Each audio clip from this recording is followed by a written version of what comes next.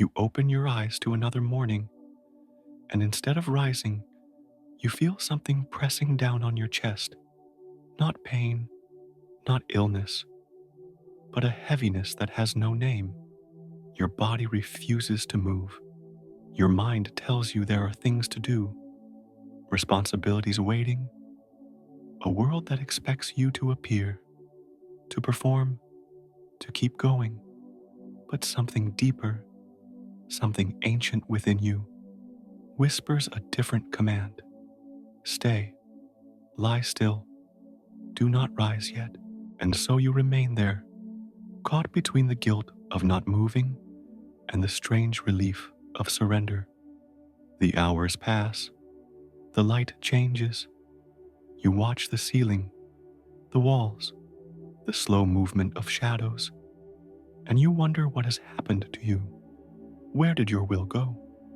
Where did your energy disappear? You are not sick in any way a doctor could diagnose. You are not injured in any way a physician could see. Yet you cannot bring yourself to join the world outside your door.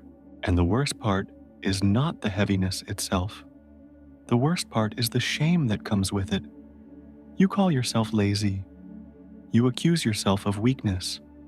You believe you are failing at the simple act of being alive. But what if I told you that Dostoevsky, who understood the human soul better than almost anyone who ever lived, would see something entirely different in your stillness?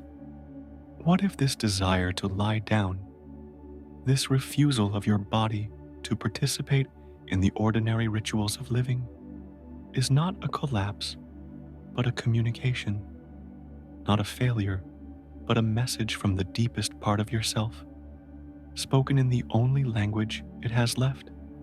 You are not broken, you are not weak, you are not losing your grip on life. What you are experiencing is something Dostoevsky witnessed again and again in the human beings he studied so carefully, both in his own suffering and in the characters he brought to life on the page. He understood that there are moments when the soul simply stops cooperating with the life you are forcing it to live, when the deepest part of you refuses to continue pretending, refuses to keep moving through a world that has lost its meaning, refuses to participate in the performance that everyone else seems to manage so effortlessly. This is not a sign of your failure. This is a sign that you are still connected to truth, because the soul does not lie. It cannot pretend, and when the life you are living contradicts what your soul knows to be real, it will withdraw its energy. It will pull you down, pull you inward, pull you into stillness until you finally stop long enough to hear what it has been trying to tell you for months, perhaps for years. Dostoevsky knew this intimately. He spent years in a Siberian prison camp, years when his body was forced to move, but his soul was somewhere else entirely. He knew what it meant to be separated from yourself, to live in a way that contradicts your inner truth. And he also knew what happens when that separation becomes unbearable. The soul begins to speak through the body, through exhaustion, through the refusal to rise, through the desire to lie still and let the world continue without you. What you call the desire to lie down all day, Dostoevsky would call the soul's cry for honesty. In his novels, he created characters who reached this same threshold, people who could no longer maintain the illusion of normalcy, whose souls refused to cooperate with the lies they were living. Think of Raskolnikov in Crime and Punishment, lying in his tiny room, unable to move, consumed by a fever that was not merely physical, but spiritual. His body kept him prisoner because his soul was trying to work through a truth he could not yet face. Or think of the underground man hiding in his room, unable to participate in the society that surrounded him, not because he was incapable, but because something in him recognized the falseness of it all and refused to join the charade. Dostoevsky understood that sometimes the most honest thing a human being can do is stop, to refuse to continue, to lie down and admit that something is terribly wrong, not with you, but with the way you have been living. This desire to remain still is not laziness. It is your soul staging a rebellion against inauthenticity. It is the deepest part of you saying, I will not give my energy to a life that is killing me. I will not participate in my own destruction anymore. And this is why the heaviness feels so different from ordinary tiredness. You can sleep for hours and wake up just as exhausted. You can rest your body and still feel the weight pressing down. Because what needs rest is not your muscles or your mind. What needs rest is your soul. And the soul does not rest through sleep. It rests through truth. It rests through alignment. It rests through returning to what is real. Dostoevsky observed that the soul's exhaustion takes different forms, and understanding which form is speaking to you is the beginning of transformation. There is the exhaustion that comes from living a life that belongs to someone else, from following a path that was chosen for you by family, by society, by the version of yourself that formed before you knew who you truly were. You wake each day and go through the motions of a life that looks right from the outside, but feels hollow from within.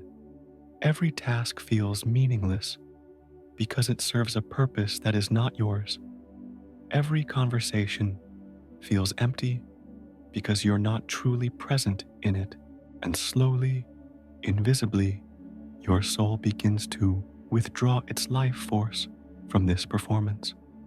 The desire to lie down becomes the soul's way of saying, I will not continue this lie. Then there is the exhaustion that comes from carrying grief you never allowed yourself to feel. Dostoevsky knew this intimately. He lost his first wife, his brother, his infant son, and through it all, he continued to write, to work, to move forward. But grief that is not honored does not disappear. It waits in the depths of you, absorbing energy like a black hole absorbs light. When you lie down and cannot rise, sometimes it is because your soul is finally insisting that you stop running from what you lost, that you acknowledge the endings you never mourned, that you allow yourself to feel what you have been too afraid or too busy to face. The heaviness is not depression in the clinical sense. It is the weight of unlived sorrow asking to be recognized at last. There is also the exhaustion that belongs to those who feel too much, who absorb the suffering of the world around them as if it were their own. Dostoevsky created characters like Prince Mishkin, whose openness to others' pain made him vulnerable in a way the world could not understand.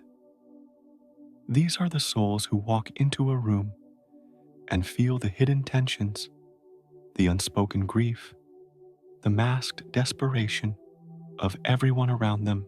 They carry burdens that do not belong to them, and eventually, the accumulated weight becomes unbearable. The desire to lie down becomes the soul's attempt to purge what it has absorbed, to return to itself, to find the boundary between what is yours and what belongs to others. Then there is the exhaustion of transition, the weariness that comes when one version of yourself is dying and another is not yet born. Dostoevsky understood this profoundly. In his Siberian exile, he was forced to let go of the young revolutionary he had been and become something new, something he could not yet imagine. This process required a death of sorts, a dissolution of the old identity before the new one could emerge. When you cannot rise from your bed, sometimes it is because you are in this chrysalis state, this sacred death that precedes transformation. Your soul is using every ounce of energy to rebuild you from within, and there is nothing left over for the external performance of living. And finally, there is the exhaustion that comes from suppressed creativity, from a life that has no room for the fire that wants to burn through you. Dostoevsky himself knew this. Before his arrest, he was a young writer full of ideas and passion. In prison, he was forbidden to write. The creative energy that had nowhere to go became a torment. When you feel the desire to lie down and do nothing, sometimes it is because your soul is refusing to give its energy to a life that does not allow you to create, to express, to bring forth what is uniquely yours. The heaviness is not emptiness. It is creative force turned inward, waiting for permission to flow. In each of these forms, the pattern is the same. The soul withdraws its cooperation from a life that has become unbearable, and the desire to lie down is its first word, its clearest message. Dostoevsky did not see this as weakness. He saw it as the beginning of honesty, because only when you stop can you finally hear what your soul has been screaming at you through the noise of obligation and expectation. Only when you lie still can you feel the truth that movement has been drowning out. And here is what Dostoevsky understood that most people miss entirely. This stillness, this refusal to rise, is not the end of your story. It is the threshold of transformation. It is the moment before rebirth. It is the soul creating the conditions necessary for you to become who you were always meant to be. Think of Raskolnikov again. His inability to move, his fever, his delirium, these were not his destruction. They were his crucible. In that stillness, in that forced pause, his soul was doing the work his conscious mind could not do. It was breaking down the arrogance that had led him to commit murder. It was preparing him for the suffering that would ultimately redeem him. The stillness was not his end. It was his beginning. Or think of the narrator in Notes from Underground, trapped in his room, unable to participate in the world outside. Yes, he suffered. Yes, he was isolated. But in that isolation, in that forced confrontation with himself, he achieved a level of self-knowledge that most people never reach. He saw through the pretenses that keep society functioning. He understood the lies that people tell themselves to survive. And while this knowledge brought him pain, it also brought him truth. Dostoevsky is telling you that your desire to lie down is not a symptom of something wrong with you. It is a symptom of something right. It means your soul has not given up on truth. It means the deepest part of you is still fighting for authenticity, still refusing to settle for a life that contradicts what you know in your bones to be real. But understanding this is not enough. The question now is, how do you move through this? How do you honor the soul's cry without being destroyed by it? Dostoevsky did not believe in easy answers or quick fixes. He believed in the slow, painful, necessary work of transformation. And that work begins with acceptance. Not resignation, but acceptance. There is a difference. Resignation says, I give up, nothing matters, I will lie here and let myself dissolve. Acceptance says, I will stop fighting this. I will stop calling it failure.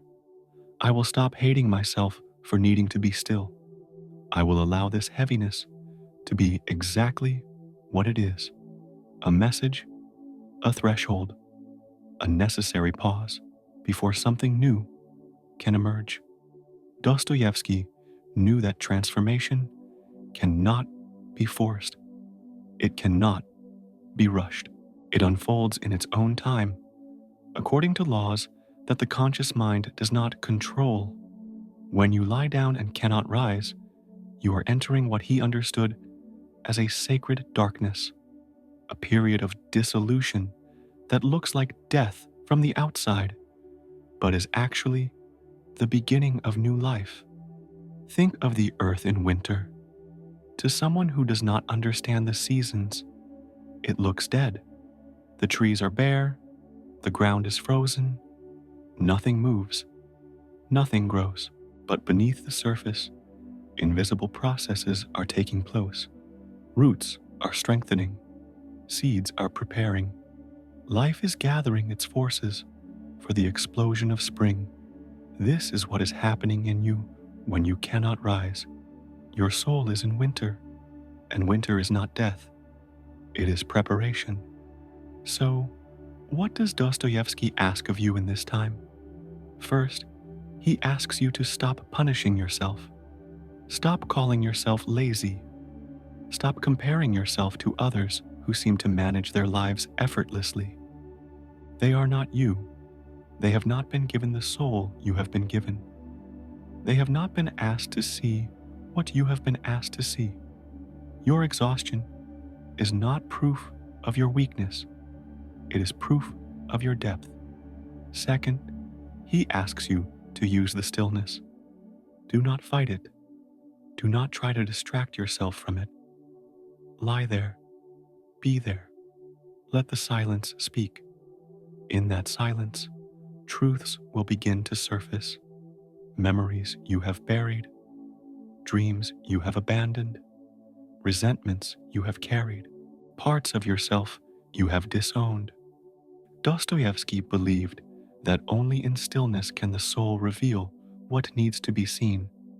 Only when you stop running can you finally hear the voice that has been chasing you all along. Third, he asks you to trust that this darkness serves a purpose. In his novels, Dostoevsky's characters often had to descend into their own personal hells before they could find redemption. Raskolnikov had to confess. Dmitry Karamazov had to be imprisoned. Ivan Karamazov had to face his own demons in the form of the devil himself. These descents were not punishments. They were necessary journeys. They were the soul's way of burning away everything false so that only truth remained. Your desire to lie down is your own descent, and if you allow it, if you do not try to escape it or medicate it or pretend it is not happening, it will burn away what is killing you. It will dissolve the false self you have been maintaining. It will prepare the ground for something truer, something more alive, something more aligned with who you actually are. And then, slowly, something will shift.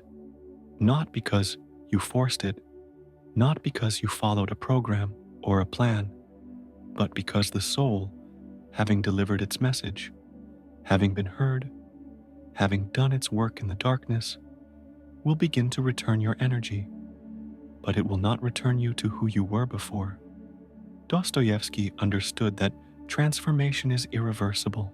The person who emerges from the stillness is not the same person who entered it. You will move differently. You will speak differently. You will choose differently. Things that once seemed important will lose their hold on you. People who once seemed necessary will reveal themselves as drains on your spirit. Paths that once seemed inevitable will appear as prisons you no longer need to inhabit.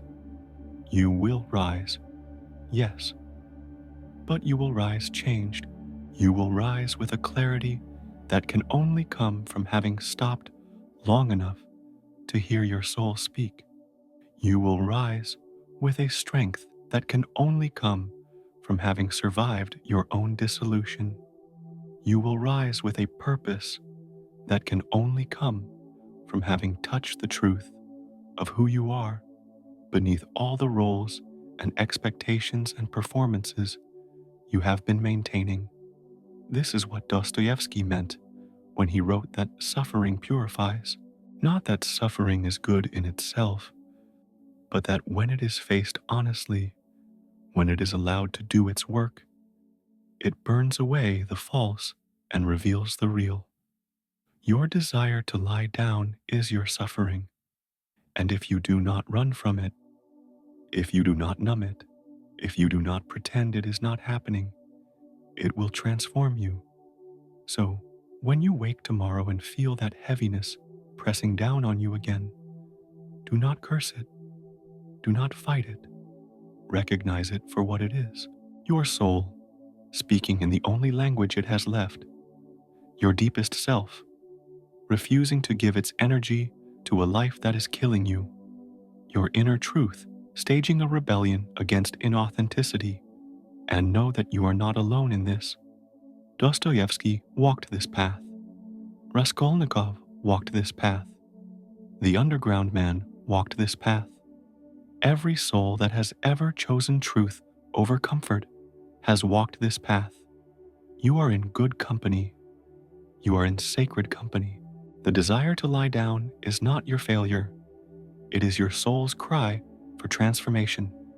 And transformation, though it feels like death, is actually the most profound form of life. You are not ending. You are beginning. You are not breaking. You are breaking open. You are not losing yourself. You are finding yourself beneath all the layers of pretense and performance and fear. This is your winter, and spring is coming, not because you will force it, but because it is the nature of winter to give way to spring when its work is complete. Your soul is doing work right now that you cannot see. Trust it, honor it, allow it, and when the time comes, you will rise, not as who you were, but as who you were always meant to become. If this reached something in you, if you recognized your own exhaustion in these words, tell me in the comments which form of soul tiredness spoke to you most clearly. Your story may help someone else understand that their heaviness is not a flaw, but a message. And if you want to continue exploring what Dostoevsky understood about the human soul, about suffering and transformation, and the strange paths we must walk to become ourselves, subscribe for more of these journeys into the depths. You are not meant to live in constant motion. You are meant to live in rhythm with your soul. And sometimes your soul demands stillness. Sometimes it demands darkness. Sometimes it demands that you stop everything and simply be with what is true. Honor that demand. It is not weakness calling you. It is wisdom. Thank you for allowing me to speak to you today. I will see you in the next reflection.